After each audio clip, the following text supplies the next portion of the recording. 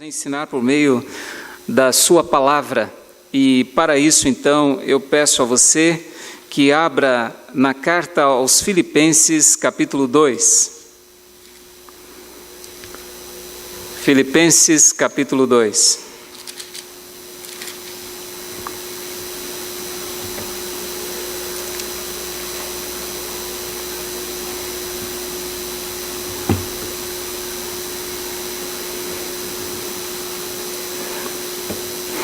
Hoje a leitura que vamos fazer é do versículo 1 ao versículo 11, Filipenses 2, de 1 a 11. Diz assim o texto sagrado: Se há, pois, alguma exortação em Cristo, alguma consolação de amor, alguma comunhão do Espírito, se há entranhados afetos e misericórdias, completai a minha alegria, de modo que penseis a mesma coisa, tenhais o mesmo amor, sejais unidos de alma, tendo o mesmo sentimento. Nada façais por partidarismo ou vanglória, mas por humildade, considerando cada um os outros superiores a si mesmo. Não tenha cada um em vista o que é propriamente seu, senão também cada qual o que é dos outros. Tende em vós o mesmo sentimento que houve também em Cristo Jesus, pois ele, subsistindo em forma de Deus, não julgou como usurpação o ser igual a Deus. Antes, a si mesmo se esvaziou, assumindo a forma de servo, tornando-se em semelhança de homens, e reconhecido em figura humana, a si mesmo se humilhou, tornando-se obediente até a morte, e morte de cruz. Pelo que também Deus o exaltou sobremaneira, e lhe deu o nome que está acima de todo nome, para que ao nome de Jesus se dobre todo o joelho, nos céus, na terra e debaixo da terra, e toda língua confesse que Jesus Cristo é Senhor, para a glória de Deus Pai. Santo Deus, nós te pedimos neste momento que o teu Santo Espírito venha nos iluminar, Senhor, aclarando, Senhor, as dúvidas que talvez surjam em nossas mentes, ó Pai, no momento em que às vezes estamos lendo a tua palavra. Nós sabemos que o teu Espírito Santo é o que nos conduz à verdade, e não será diferente nesta noite. Precisamos, Senhor, da Tua palavra, ela nos é necessária para o nosso alimento espiritual. Por isso precisamos da Tua condução, Senhor. Orienta-nos, Pai, a todos nós que neste momento estamos atentos à Tua voz. Nós oramos em nome de Jesus. Amém. No último domingo, quando encerramos o capítulo de número 1, nós tratamos desse tema tão importante que o versículo 27 até o 30 deixa muito evidente, que é o modo digno de viver do Evangelho de Cristo. Vimos isso na última semana, que o Evangelho de Cristo é o que deve nortear todas as atitudes dos crentes neste mundo, mantendo-os no combate pela fé evangélica, firmes no mesmo espírito, sustentados pela graça de Deus. Isto é viver de modo digno do Evangelho de Cristo. Quando nós abrimos o capítulo de número 2, nós vemos na sequência desta carta do apóstolo Paulo aos Filipenses, que agora ele começa a trabalhar algumas virtudes importantes que devem ser encontradas na igreja do Senhor. Nesta noite, a partir desse texto que lemos, nós podemos caminhar tendo como referência as seguintes palavras: a exaltação de Cristo é o fundamento para a unidade na igreja e a humildade entre os irmãos.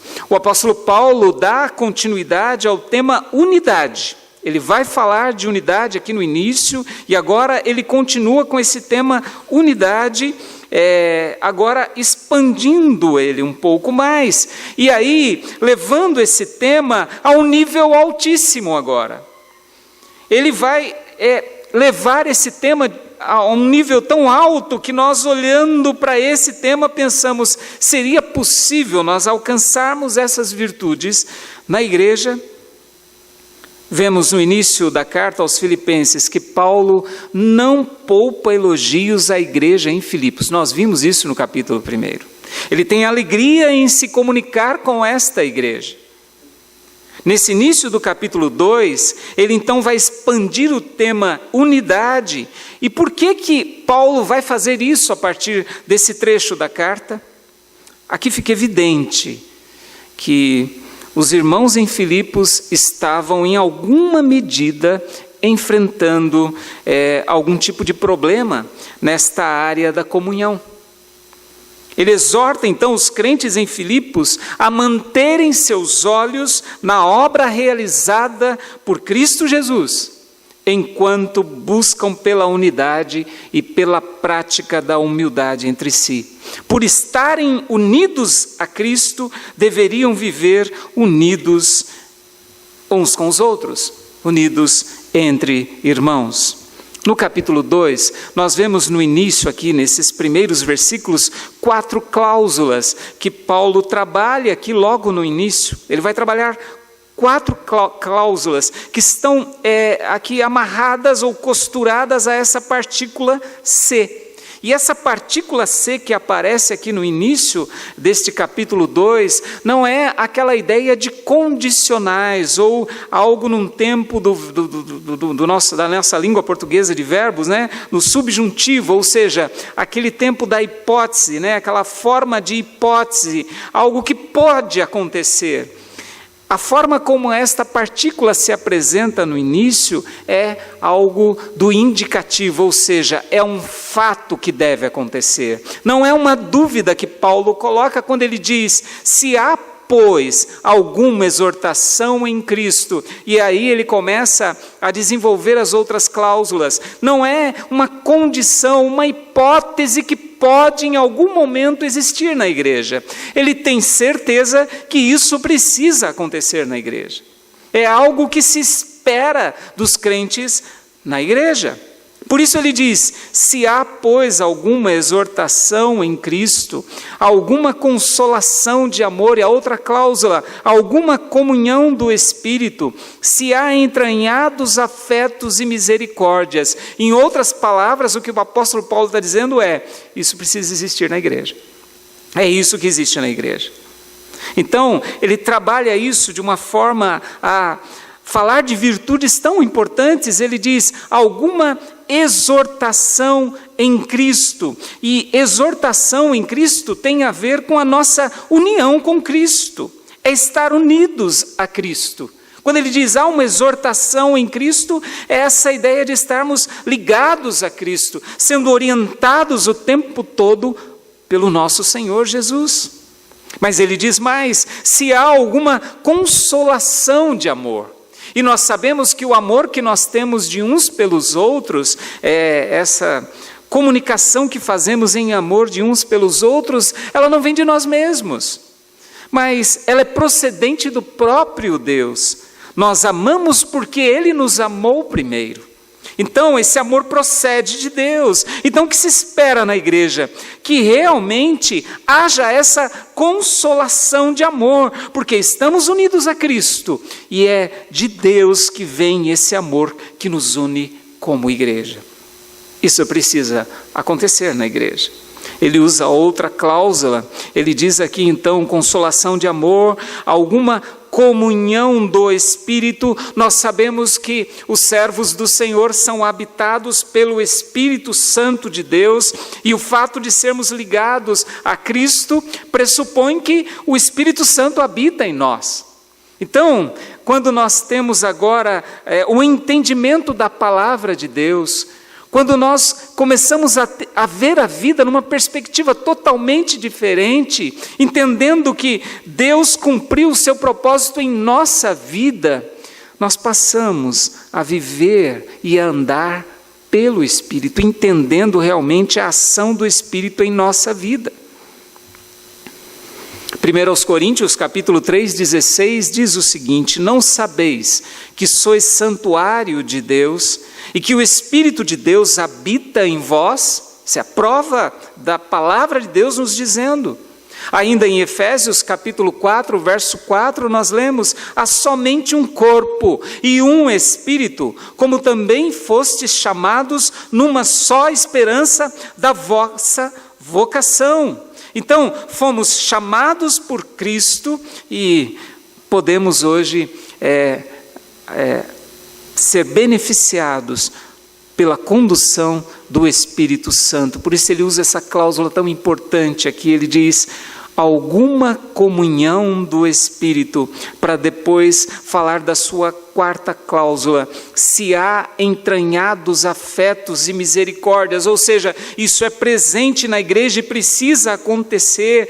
E é interessante que ele diz entranhados afetos e misericórdias, algo que está no íntimo das pessoas, né? É uma forma de se expor, trazendo para fora aquilo que está lá no nosso íntimo. O que são os afetos? Afetos tem a ver com a sensibilidade para com as necessidades do outro. Isso é afeto. E misericórdia é sentir a dor do outro. É saber que muitas vezes o nosso amigo, o nosso irmão está sofrendo e você procura sentir essa dor. Isso é ter misericórdia. É exatamente isso que Deus fez por nós. Cristo, quando morreu, sentiu a nossa dor, para que nos desse salvação. Então, nós aprendemos de misericórdia com o próprio Deus. Então, e são virtudes que se espera na igreja do Senhor. Por isso ele abre aqui este capítulo 2, falando destas cláusulas tão importantes. Então, juntando estas virtudes todas, nós aprendemos que a unidade é uma questão de viver coerente com o Evangelho. Então, quando nós dizemos assim, eu sou crente, eu sou evangélico, é preciso haver uma coerência nisso, nessas afirmações que fazemos ao longo da nossa vida. Essa afirmação, ela precisa ter uma coerência com a minha prática. Não fora da igreja apenas, mas dentro dela. Tendo exortação em Cristo, comunhão e consolação de amor, comunhão do Espírito, entranhados afetos e misericórdia. Isso é viver de modo digno do Evangelho do Senhor. E aí então o apóstolo Paulo vai tratar agora com o primeiro imperativo que vemos nesses blocos de versículos aqui.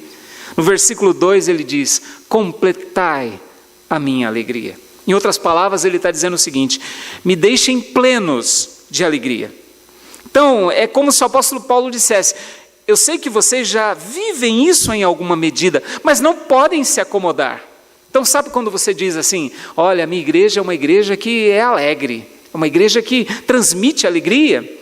E quando os visitantes, às vezes, frequentam a sua igreja, ou frequentam aqui a igreja, saem dizendo: olha, eu achei uma alegria nessa igreja, uma paz, não é?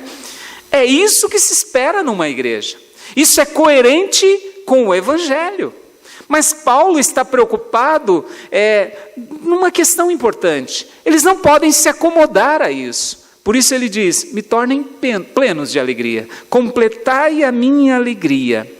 E agora ele vai dizer algumas questões que envolvem o nosso relacionamento pessoal, principalmente quando temos diferenças com os nossos irmãos. Ele diz: completai a minha alegria, de modo que penseis a mesma coisa, tenhais o mesmo amor, sejais unidos de alma, tendo o mesmo sentimento. Seria isso possível no seio da igreja? Será que o que ele está querendo dizer aqui é que todos nós não podemos, de maneira alguma, ter diferenças de pensamentos, às vezes de posicionamentos com relação às atividades que desenvolvemos na igreja ou em nossa vida, mas no viver como corpo, ele diz: vocês devem pensar a mesma coisa. Vocês devem pensar a mesma coisa. E ele expande um pouco mais isso para dizer o seguinte: tenhais o mesmo amor, sendo unidos de alma. Então, Quando nós falamos de viver em união, nós não estamos aqui falando apenas de companheirismo, que somos colegas uns dos outros na igreja, e que a igreja é como se fosse um clube ou um ajuntamento onde eu revejo meus amigos, onde eu tenho algumas atividades ali tão importantes que eu preciso estar lá por causa de algumas responsabilidades que eu tenho com a liderança da igreja, com aquilo que eu me propus a fazer. Evangelho não é isso. O que fica claro aqui é que precisa haver essa unidade na igreja. E para que haja essa unidade, nós precisamos aprender com estas cláusulas importantes que o apóstolo Paulo desenvolve no início. E depois ele diz: vocês querem que eu seja pleno de alegria? Então, vivam pensando a mesma coisa, tendo o mesmo amor, sendo unidos de alma. Então, mesmo quando surgem algumas divergências em nossos pensamentos, algo precisa nos unir. E o que nos une é o Evangelho. Esta é a causa maior. É por isso que estamos no combate.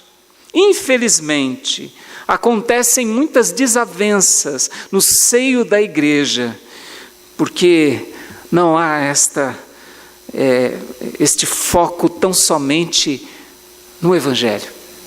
Ele nos une, mesmo que às vezes eu tenha minhas divergências de formas de agir na igreja, mas uma coisa precisa ficar clara: nós somos unidos no Evangelho, e a igreja é um corpo, e ela precisa viver de modo digno desse Evangelho do Senhor.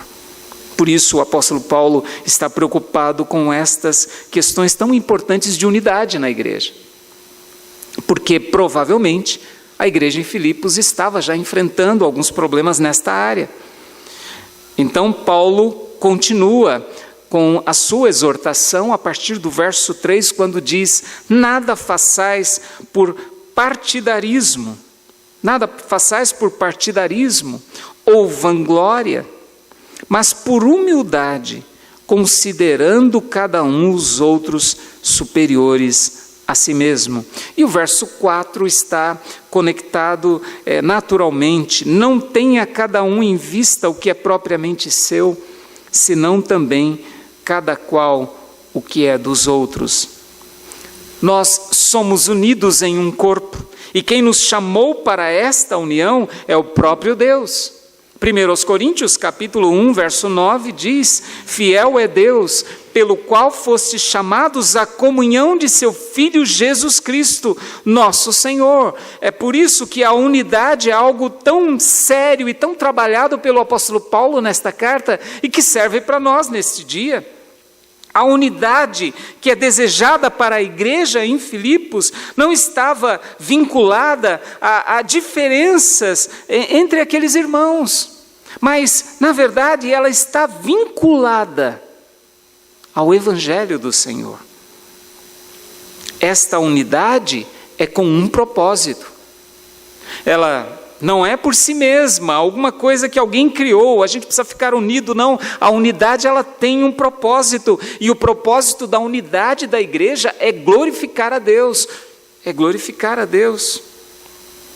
Então, por isso que o apóstolo Paulo traz estas exortações, e ele diz: não façam nada por partidarismo ou vanglória. Vanglória é quando a pessoa pensa em si mesma, ela transmite a glória das coisas para ela mesma. Ela é aquela pessoa que se basta, ela é que tem todo o valor. É agir buscando interesses pessoais, individuais. Isso é vanglória. A própria palavra já dá essa ideia de algo vão, não é? Então ele diz: vocês não devem agir por vanglória. Por que isso? Porque somos um corpo, unidos, e esta mensagem, ela volta o tempo todo, ela está aqui nesse texto. 1 Coríntios 12 deixa bem clara essa ideia de corpo. Porque assim como o corpo é um e tem muitos membros, e todos os membros, sendo muitos, constituem um só corpo, assim também com respeito a Cristo, pois em um só Espírito Todos nós fomos batizados em um corpo, quer judeus, quer gregos, quer escravos, quer livres, e a todos nós foi dado beber de um só Espírito. 1 Coríntios 12, versos 12 e 13. E o verso 27 diz: ora, vós sois corpo de Cristo, e individualmente membros deste corpo. Por isso, não deve haver vanglória, partidarismo, ou seja, aquela ideia de pertencer a um grupo e torcer por aquele grupo na igreja. Isso não pode acontecer na igreja. Nós ouvimos tanto sobre isso. Você que está nos assistindo por essa transmissão, talvez já tenha ouvido tantas mensagens com relação a isso. Mas eu creio que hoje é dia de a gente pensar se nós estamos vivendo de forma coerente com o Evangelho que professamos, de forma digna deste Evangelho. E viver de forma digna do Evangelho, como dissemos na semana passada, aqui nós expandimos isso, essa lição tão importante que tem a ver com a unidade do povo de Deus. Nada por partidarismo, vanglória. E aí uma lição tão importante, ele diz, mas por humildade. Mesmo porque vanglória e humildade são termos antagônicos, eles não têm nenhum tipo de associação. Vanglória é a ausência de humildade. Por isso ele diz, mas por humildade. E aí eu preciso considerar os outros superior ou superiores a mim mesmo. Fácil essa lição, não é? Tranquilo? Tenho poucas pessoas aqui hoje na igreja, pessoal da equipe técnica, do louvor, aqui, diácono. Vocês acharam fácil isso aqui, né? Tranquilo, olha aqui, ó, por humildade, considerando cada qual os outros superiores a si mesmo. Uma dificuldade do ser humano. Nós temos uma inclinação para achar que somos superiores. O pecado faz isso conosco. Por isso, eu e você precisamos aprender constantemente a humildade, essa lição tão importante. Mas por humildade, considerando cada um os outros superiores a si mesmo. A humildade, ela vai contribuir para a unidade a ser alcançada na igreja. A humildade é a virtude daquele que reconhece que não possui em si mesmo nada, mas absolutamente nada que possa oferecer a Deus e aos outros, que de alguma forma venha motivar o amor de Deus, ou a aceitação de Deus. A lição é que a humildade é a atitude apropriada para os crentes terem união entre si. Outra coisa importante a respeito da humildade, trata-se daquele que reconhece que, ao se achegar diante de Deus, chega de mãos vazias. Nós não temos nada para oferecer. E às vezes arrogamos para nós aquela atitude, olha, sou o melhor, eu fiz, eu consegui, eu tenho algum mérito diante de Deus, porque fui eu quem fiz. Nós devemos chegar diante de Deus sempre de mãos vazias, não temos nada para ser aceito diante de Deus, a não ser glorificá-lo, nos humilhar na presença dEle, não esperar o reconhecimento naquilo que fazemos, mas simplesmente buscar a edificação dos nossos irmãos. Humildade é reconhecer que não somos nada diante de Deus. E se realizamos algumas coisas diante de Deus, é porque Ele preparou para que nós fizéssemos. E aí o que eu faço com essas obras? Eu glorifico a Deus. É a forma de viver o Evangelho. É isso, é esse assunto tão importante que o apóstolo Paulo quer desenvolver aqui. Por isso, eu não fico olhando só para a minha vida, achando que eu tenho capacidade e talento para fazer as coisas. Infelizmente, há pessoas que gostam muito de receber na igreja elogios. Há pessoas que ficam incomodadas quando não são reconhecidas por aquilo que fazem. Já lutei tanto por essa igreja, Quantos anos de luta, nunca fui reconhecido. Não é isso que o Evangelho nos ensina. E por mais que sejam duras essas palavras, essa é a realidade do Evangelho.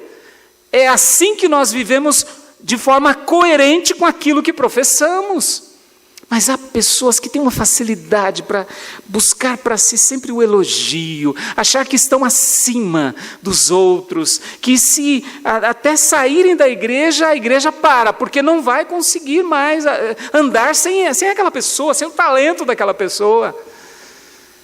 Não, todos nós precisamos aprender desse assunto tão importante, a humildade.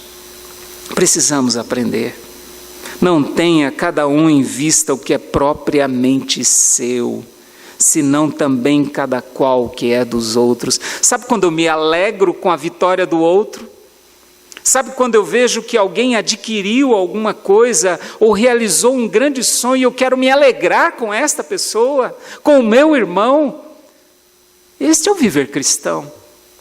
Sabe por quê? Porque há momentos que nós choramos as perdas dos nossos irmãos, mas também nós precisamos nos alegrar com esses irmãos e reconhecer que são dádivas de Deus. Eu me realizo com a realização do meu irmão, para ficar bem claro.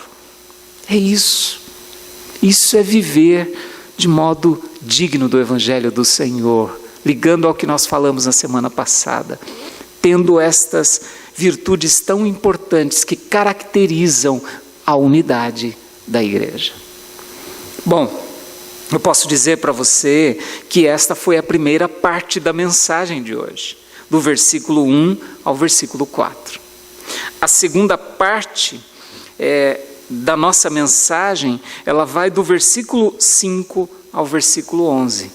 Sabe por quê? Porque Paulo está falando no verso 3, não façam nada por partidarismo ou vanglória, mas por humildade, considerando cada um os outros superiores a si mesmo, não tenha cada um em vista o que é propriamente seu, senão também cada qual o que é dos outros. E aí você diz, ok, vou procurar fazer isso.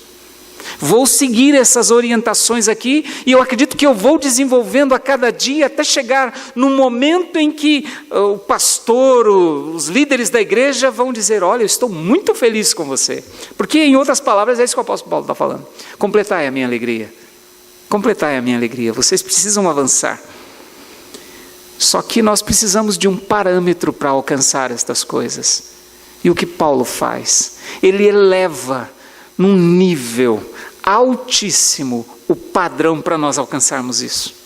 Nível altíssimo. Sabe o que ele vai fazer? Ele vai colocar Jesus como a nossa referência. Ele vai fazer isso a partir do verso de número 5. Ele vai dizer o seguinte, vocês querem saber como que faz? Vocês querem saber? Vem um outro imperativo então aqui. Tende em vós o mesmo sentimento que houve também em Cristo Jesus. Aqui para a conversa. Aqui a gente se aquieta e passa a olhar para Jesus. A gente tira aquela tendência ensimesmada de achar que somos alguma coisa. A gente desce um pouco daquele pedestal do orgulho e começa a olhar para Jesus e ver que Ele poderia sim descer com toda a majestade, com toda a glória, com toda a pompa de um rei humano. Ele poderia fazer a sua obra num estalar de dedos, mas ele fez essa obra passo a passo, ele cumpriu cada passo, desde o seu nascimento até a sua morte humilhante, para que eu e você pudéssemos ter vida. Ele é o padrão, é para ele que eu olho. Por isso o apóstolo Paulo diz, tendo em vós o mesmo sentimento. Crentes em Filipos, tenham esse sentimento que houve em Cristo Jesus. Como que foi esse sentimento de Cristo Jesus? Ele diz, pois ele subsistindo em forma de Deus, não julgou como usurpação o ser igual a Deus. Antes, o que ele fez? A si mesmo se esvaziou, assumindo a forma de servo. É Deus descendo da sua glória e se tornando um escravo. assumindo a forma de servo, tornando-se em semelhança, e só vai descendo, vocês perceberam? Tornando-se em semelhança de homens, vai descendo mais, e reconhecido em figura humana, tem que descer mais um pouco, se humilhou, tornando-se obediente até a morte. Mais um pouco, morte de cruz. Por que eu dou esse destaque? Porque morrer na cruz, você sabe muito bem, alguém que morria na cruz era considerado amaldiçoado. Jesus foi até o último ponto de humilhação, por assim dizer. Ele sofreu a morte de cruz. Paulo faz questão de destacar isso. Então, quando nós pensamos em exortação em Cristo, nossa união com Cristo, consolação de amor, comunhão do Espírito, entranhados afetos de misericórdia, porque isso é o que se espera do servo do Senhor. Isso é viver coerente com o Evangelho. E a minha prática diária e a forma como eu ajo com o meu irmão, nós vemos aqui, é preciso pensar a mesma coisa, há algo que nos une, que é o Evangelho do Senhor Jesus, tendo o mesmo amor, sendo unidos de alma, tendo o mesmo sentimento, não vivendo no partidarismo, nem em vanglória, mas por humildade e aprendendo com Jesus. Com Jesus. Ele se humilhou a ponto de morrer a pior morte, por assim dizer, a morte de cruz, e fez isso pela sua igreja, fez isso por mim e por você. Por isso nós precisamos sim erguer-nos dos nossos joelhos, às vezes trôpegos, achando que estamos nos arrastando como servos do Senhor, ficarmos firmes, porque a palavra de Deus aqui em Filipenses sempre vai chamar os servos do Senhor para o combate, para se manterem firmes no Evangelho do Senhor. Porque Paulo está escrevendo esta carta e não está nem um pouco desanimado, apesar de estar preso. Ele não está nem um pouco desanimado, mas ele se comunica com esta igreja, demonstrando a sua alegria. Esta carta, ela é o tempo todo revestida de alegria. E esta carta chegou até nós para nos despertar também nesta noite, para que vivamos esse modo digno do Evangelho, viver coerente com o Evangelho do Senhor. Nós temos o padrão a seguir, o alvo a seguir, e é Jesus. Nós percebemos do versículo 5 ao 8, essa descida do Senhor da glória, indo até a morte, e morte de cruz. Mas a partir do verso 9, nós temos exaltação. Ele morreu a morte de cruz para ser exaltado. Não pelos homens, não foi mesmo. Não por causa das riquezas que o mundo poderia oferecer. Ele foi exaltado pelo próprio Deus. É o verso de número 9, indo até o verso de número 11. Pelo que também Deus o exaltou sobremaneira, e lhe deu o nome que está acima de todo nome, para que ao nome de Jesus se dobre todo o joelho, nos céus, na terra e debaixo da terra, e toda língua confesse que Jesus Cristo é Senhor, para a glória de Deus Pai. Há uma lição maravilhosa a ser aprendida aqui, meus irmãos, que a partir da exaltação de Cristo e toda a sua obra concluída na sua primeira vinda, toda essa exaltação que lhe foi dada por causa da sua obra concluída, ele venceu a morte. Deus o exaltou acima de todo nome. Então, somente pelo nome de Jesus é possível alcançar a salvação. E esse Evangelho é oferecido hoje. Todos têm a oportunidade de ouvir esse Evangelho, mas muitos rejeitam.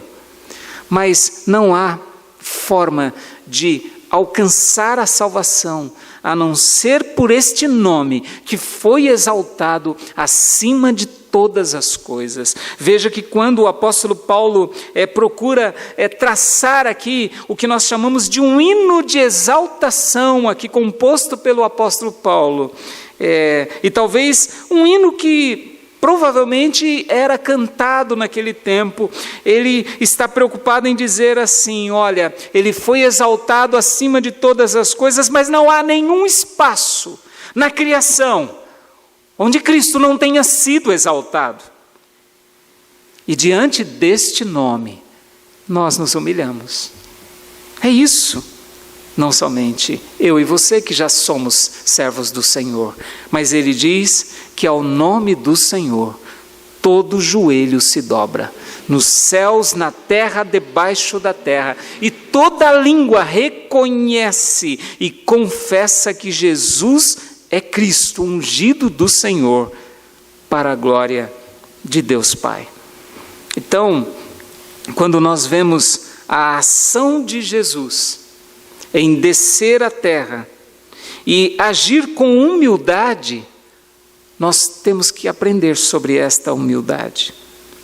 É interessante que o apóstolo Pedro, ele capta muito bem esta mensagem, inspirado pelo Espírito Santo. Ele vai dizer na sua primeira carta, no capítulo 2, do versículo 21 a 25, descrevendo também a obra do Senhor. No seu estado de humilhação, ele diz: porquanto para isto mesmo fostes chamados, pois que também Cristo sofreu em vosso lugar, deixando-vos exemplo para seguirdes os seus passos. Veja qual é o parâmetro, qual é o padrão. E o verso 22 diz: o qual não cometeu pecado, nem dolo algum se achou em sua boca, pois ele, quando ultrajado, não revidava com ultraje, quando maltratado, não fazia ameaças, mas entregava-se àqueles que julgam, ou se entregava àquele que julga retamente, carregando ele mesmo em seu corpo, sobre o madeiro, os nossos pecados,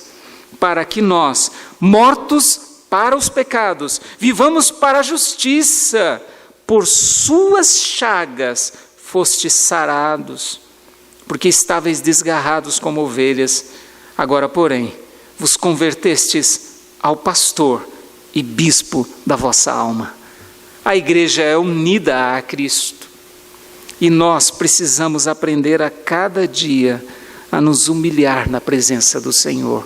Quando aprendemos isso, nós praticamos a humildade com o nosso irmão, praticamos a humildade às vezes quando somos injustiçados, inclusive quando às vezes somos injustiçados, nós praticamos a humildade, porque temos o nosso olhar ali direcionado para o nosso Senhor Jesus.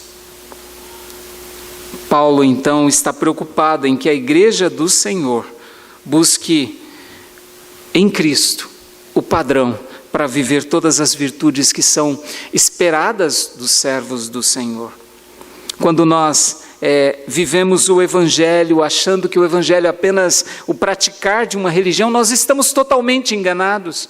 E aqui cabe uma citação de um autor chamado Timothy Keller. Ele escreveu o livro A Fé na Era do Ceticismo, eu até recomendo, Como a Razão Explica Deus, um livro muito interessante, e eu colhi essa citação dele que achei oportuna para este momento. Ele diz assim: se você evita o pecado e vive segundo a moral, de modo que Deus tenha de abençoá-lo, então, ironicamente, talvez esteja buscando em Jesus um mestre, um modelo, uma ajuda, mas o está evitando como Salvador.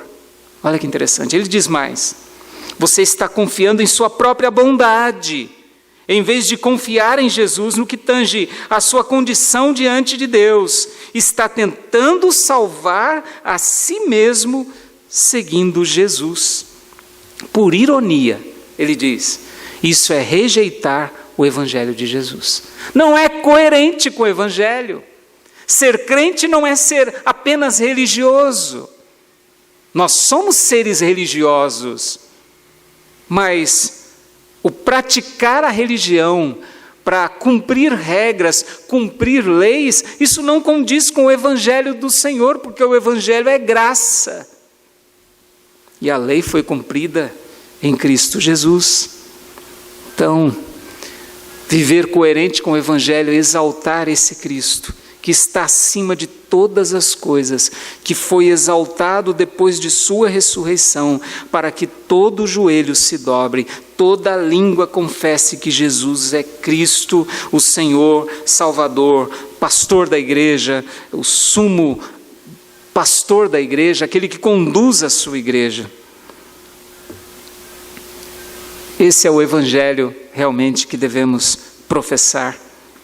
E a partir daquilo que já expusemos aqui nesta noite, e algumas aplicações que até procuramos fazer ao longo desta mensagem, cabem pelo menos mais 2 aplicações concluindo a nossa mensagem.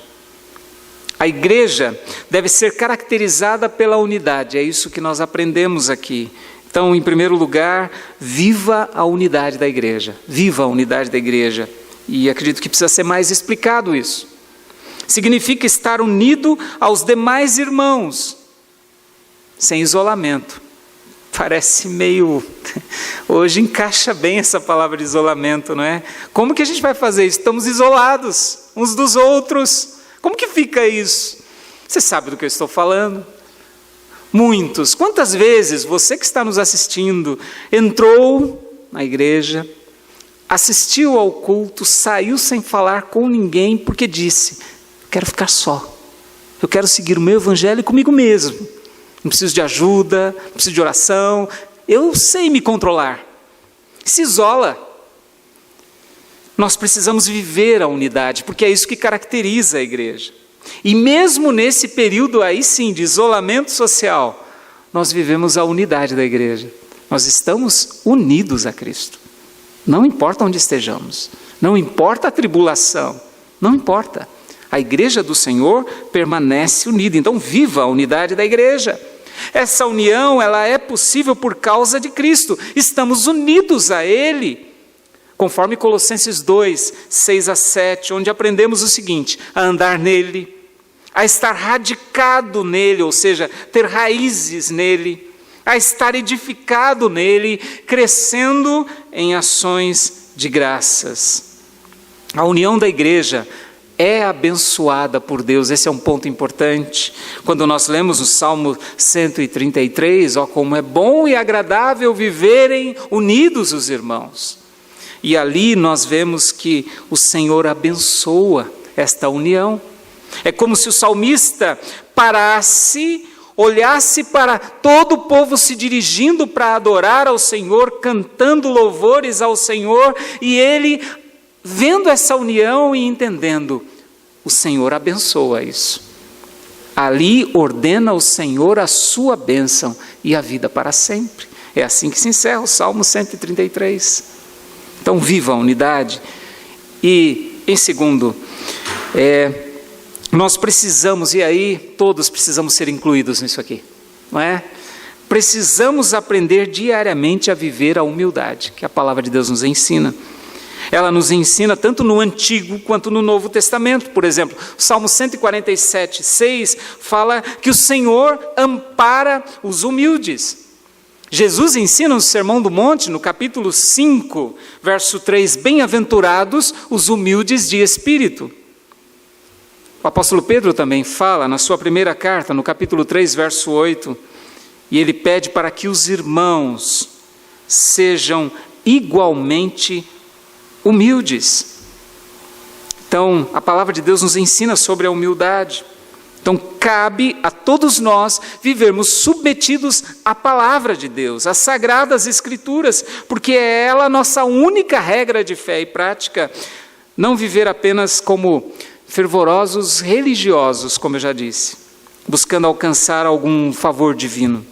E aí eu preciso citar mais uma vez Timothy Keller, e ele diz o seguinte: a religião atua segundo o princípio. Qual é o princípio da religião? Obedeço, logo sou aceito por Deus. Mas o evangelho, o verdadeiro evangelho, funciona segundo o princípio: sou aceito por Deus, por meio do que Cristo fez, logo obedeço. Que eu e você possamos estar dispostos a obedecer o Evangelho do nosso Senhor Jesus. Que a Igreja do Senhor seja sempre caracterizada pela unidade e também pela humildade entre os irmãos, para que o nome do Senhor seja glorificado por meio de Jesus Cristo, nosso Senhor. Não somente neste período que estamos vivendo, mas para todo sempre, que toda a glória seja dada ao nosso Deus e Pai. Amém.